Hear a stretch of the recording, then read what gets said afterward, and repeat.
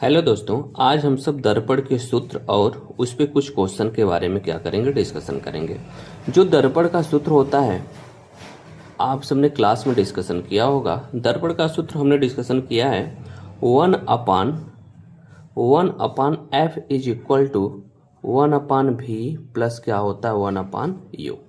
यहाँ पे हमने बताया था जो यू होता है यह हमारा क्या होता है, वस्तु की क्या होती है, दूरी होती है। यू हमारा क्या होता है, वस्तु की दूरी।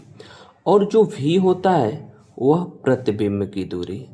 क्या होता है, प्रतिबिंब, जो प्रतिबिंब बनता है, जो इमेज बनता है उसकी दूरी। और जो एफ होता है, एफ हमारा होता है फोकस दूरी। एफ हमारा क्या होता है, फोकस दूरी।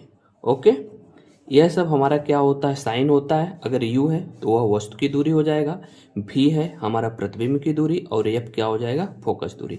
ध्यान से समझिएगा, यह जो सूत्र है यह अवतल दर्पण, अवतल व उत्तल, अवतल व उत्तल दोनों दर्पण के लिए क्या होता है, अप्लाई कर सकते हैं। अवतल और उत्तल, बस यहाँ पे चिन्ह परिपाटी, यानी बस प्लस और माइनस, माइनस साइन क्या होगा, चेंज होगा।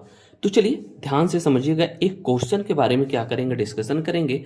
एक हमारा क्वेश्चन है, 20 सेमी फोकस दूरी के एक अवतल दर्पण के सामने एक वस्तु को 10 सेमी दूरी पर रखिए, प्रतिबिंब की स्थिति की गणना कीजिए।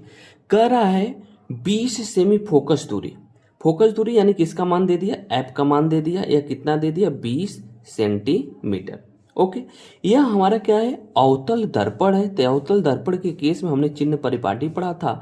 यहाँ पर एफ का मान जो होता है वह क्या होता है, माइनस लेंगे, साइन जो लेंगे माइनस लेंगे।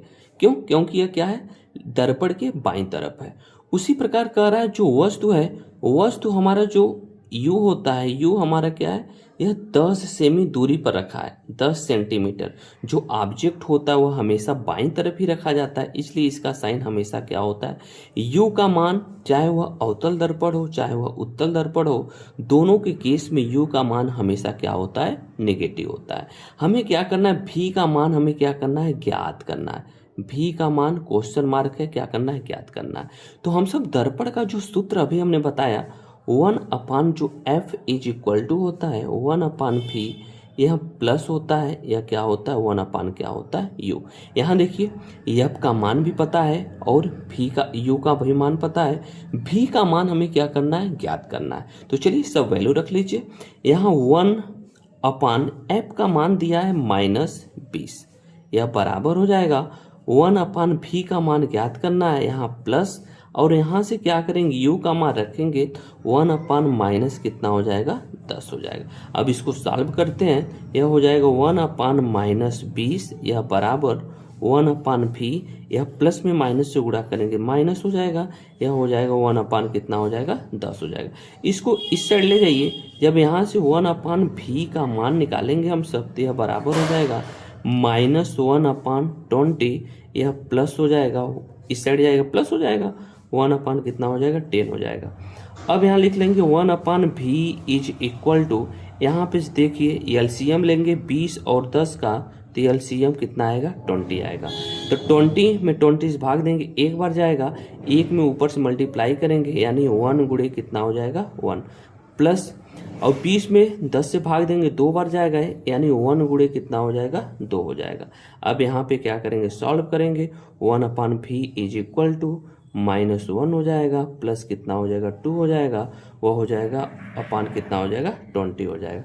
इधर लिख देते हैं, यहाँ देखिए -1 + 1, यानी 1 अपान भी इज इक्वल टू 1 अपान कितना हो जाएगा, 20।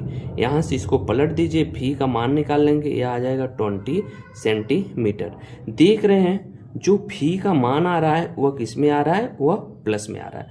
जब भी का मान प्लस में आए, जब भी का मान पॉजिटिव आता है, तो जो इमेज होता है, इमेज की जो कह सकते हैं प्रकृति होती है, जो नेचर होती है, वह हमारा आभासी इमेज, आभासी इमेज का क्या होगा, फॉर्मेशन होगा। यानी आभासी मतलब जो प्रतिबिंब बनेगा वो बनेगा सीधा प्रतिबिंब क्या होगा, बनेगा। ओके, यह क्वेश्चन था, यह हमारा क्या हो गया, आंसर हो गया। अगर यही हमारा भी का वैल्यू नेगेटिव आ जाता तो उस केस में हमारा जो प्रतिबिंब बनता, जो इमेज बनता, वह वास्तविक प्रतिबिंब का फॉर्मेशन होगा।